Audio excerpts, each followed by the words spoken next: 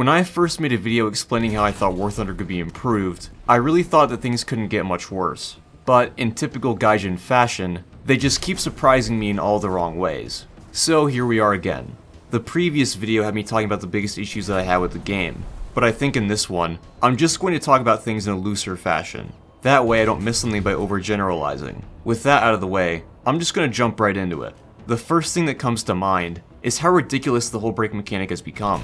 Fundamentally, I think it's a very good idea. I don't think anyone wants to go back to the days where Hellcats could absorb a barrage of shells, especially not since even more extremely fast light vehicles have been added since then. But with how hull break is implemented currently, it's just tipped the scale to the other end. Something as simple as having an optic or track broken destroys the entire tank. Even shots that do absolutely no damage can hull break vehicles. I remember one particular instance where I shot the corner of a Bradley's hull with APHE, and it passed straight through without detonating or killing any components, yet he died instantly. Hull break used to have very clearly defined limitations. You had to destroy an essential component like the engine, transmission, and gun breech, or you had to hit the vehicle with a high explosive shell above 75mm in diameter. The worst part is that now it's not even consistent. A shot to the engine might kill you, or it might not.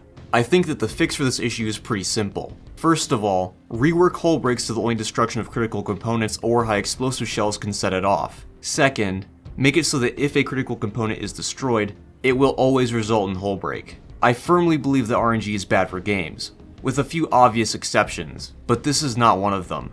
Essentially, my fix is to simply revert hull break to how it worked previously. Next is an issue that I had largely forgotten about, at least until the comments on the last video reminded me. You know how, when you die, the camera will show you a view of whatever killed you, and in the case of tank battles, prior to that it shows the shell's entire flight path? This feature leads to a lot of revenge killing, which I think most of you can agree is an inherent problem in War Thunder's gameplay. Using close air support for revenge killing is something that I, and a lot of other tank RB players, have complained about for a long time, but this can apply to tanks revenge killing other tanks as well. Making it so that all you see when you die is the shell immediately before it penetrates your tank could go a long way for curbing revenge killing.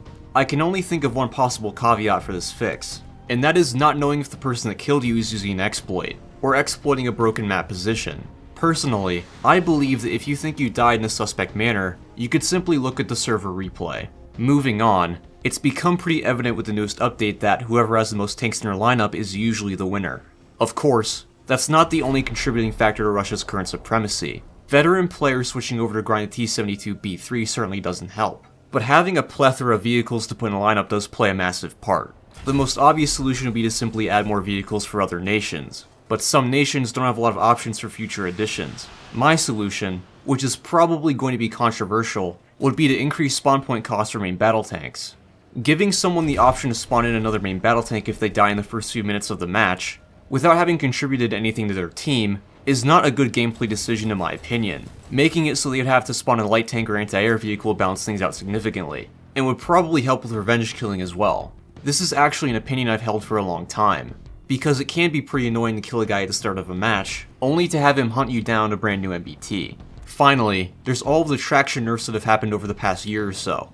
Instead of simply making certain overpowered spots inaccessible, Gaijin just said, hey, you know tanks? That class of armored vehicle designed specifically for increased traction and off-road mobility? Let's put dish soap on all their tracks. This is not only frustrating, unrealistic, and blatantly broken, but it doesn't even apply to wheeled vehicles. You know, the things with high power to weight ratios that could get in these spots the easiest. And since Gaijin's developers apparently have a cruel sense of humor, they went and fixed some of the most broken spots while still keeping the traction nerfs in place. You'd think it would be pretty obvious that the easiest way to fix broken spots would be to, I don't know, block it with rocks, tank traps, or whatever fits the map's environment. I wouldn't even care if they put up an invisible wall. In reality, tanks are able to climb incredibly steep slopes, but in War Thunder, they now struggle to crest a small hill. Just revert traction to how it was a year or 2 years ago and everything would be fine. It is funny that for a lot of the fixes I proposed in this video, all Gaijin has to do is simply revert changes that they've made. It goes back to what I said about Gaijin always managing to surprise me.